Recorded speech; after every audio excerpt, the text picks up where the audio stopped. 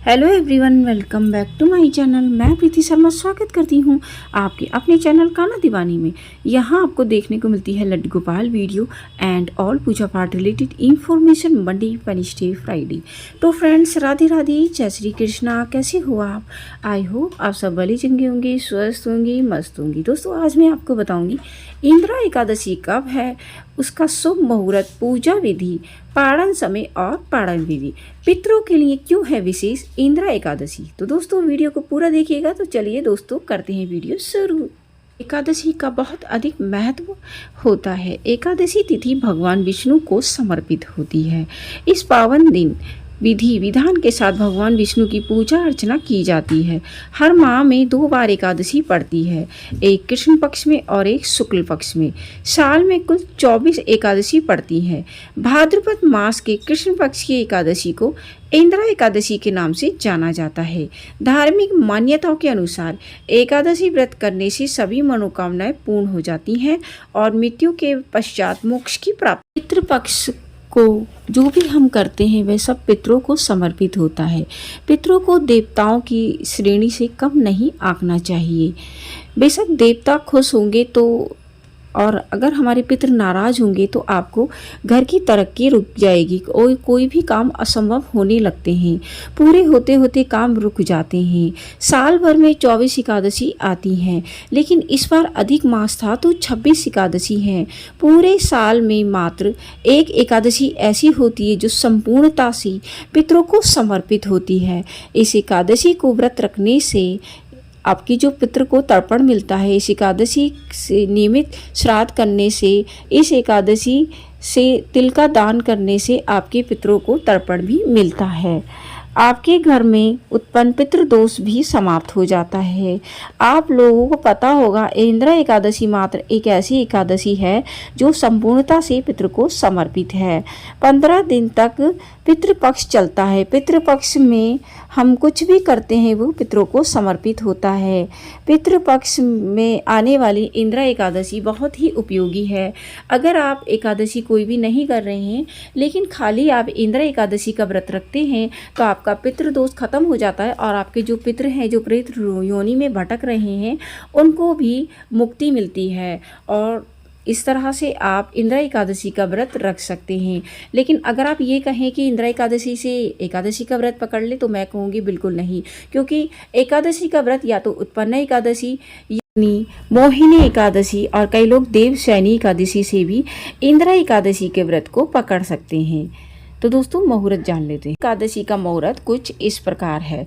इंदिरा एकादशी 9 अक्टूबर 2023 को दोपहर 12:36 से शुरू हो रही है। इंदिरा एकादशी जो है अक्टूबर 10 और 2023 को 3:08 पर समाप्त होगी। दोस्तों, इंदिरा एकादशी का जो पारण का समय है वो 11 अक्टूबर को 6:19 से 8:39 तक है। पारण तिथि के दिन द्वादशी समाप्त होने का समय 5:37 तक रहेगा। तिथि की माने तो एकादशी 10 तारीख को मनाई जाएगी। तो दोस्तों, आप 10 अक्टूबर को एकादशी का व्रत रख सकते हैं। अगर संतान नहीं हो पा रही, या अगर आपके घर में किसी भी तरह से कोई विवाह की बात नहीं बन पा रही है, लेकिन विवाह योग्य तो हैं, आपको आर्थिक तंगी रहती है, बहुत ज़्यादा सपने आ रहे हैं पितरों के, तो आपको लोग दिखाई दे रहे हैं, तो इंदिरा एकादशी के व्रत अवश्य और अवश्य आप जरूर रखिएगा। आपको अवश्य लाभ होगा। इंदिरा एकादशी के दिन आपको क्या करना है, ये जो व्रत है वो 3 दिन की श्रेणी में आता है। तो 10वीं तिथि से ही इसकी जो नियम है वो स्टार्ट हो जाएंगे, यानी 9 तारीख से ही भूमि शयन करना है, प्याज लहसुन का भोजन नहीं करना है, और दोस्तों शाम को दिन छुपने से पहले आपको भोजन कर लेना है। अगर आपको भूख लगती है तो आप रात में फ्रूट्स और दूध ले सकते हैं, लेकिन अन्न आपको दिन छुपने से पहले ही खा लेना है। दोस्तों, भूमि शयन करना है, काम क्रीड़ा को अंजाम बिल्कुल नहीं देना है, और दोस्तों आपको पूर्णतः सात्विक रहना, भूमि शयन करना है। दोस्तों, इस चीज़ का भी ध्यान रखिएगा। अगले दिन यानी एकादशी वाले दिन आपको ब्रह्म मुहूर्त में उठना है, और उठने के बाद दोनों हाथों का मंथन करना है। उसमें आपको बोलना है, कराग्रीवस्ते लक्ष्मी कन्मध्य सरस्वती करमूले तु गोविंदा प्रभाते कर दर्शनम।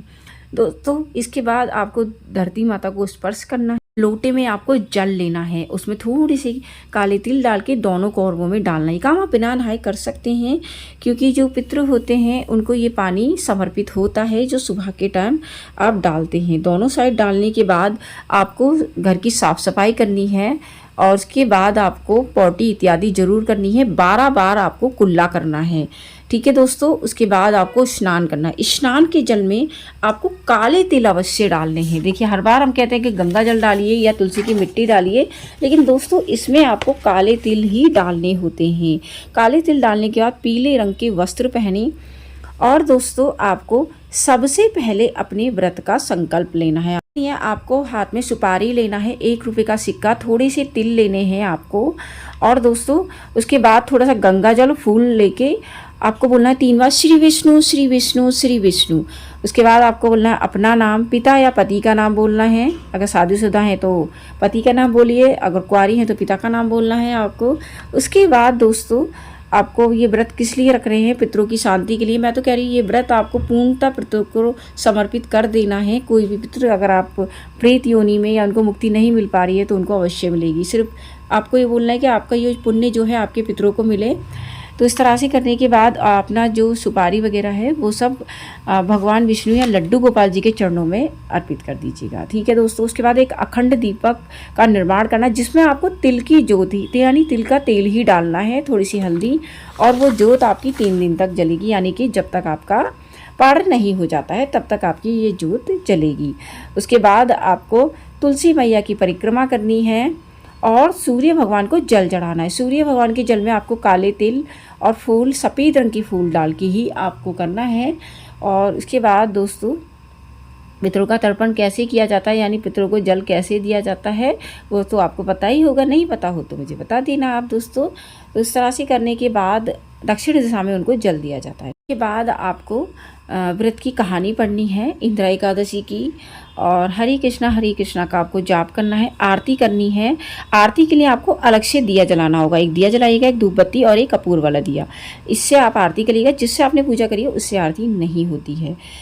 तो जिनको पता है बहुत अच्छी बात है, जिनको नहीं पता है ये मैं उनके लिए बता रही हूँ। लेकिन आपको पूरा दिन व्रत रखना है। शाम के समय दिन छुपने से पहले आपने फलाहार करा है तो फलाहार कर लीजिएगा, जल वाला रखा है तो जल पी लीजिए। शाम के समय मुख्य द्वार पर आपको 2 दिए जलाने हैं, एक तुलसी मैया को जलाना है, एक अखंड दिया आपका जल रहा है, एक मंदिर में जलाना है आपको।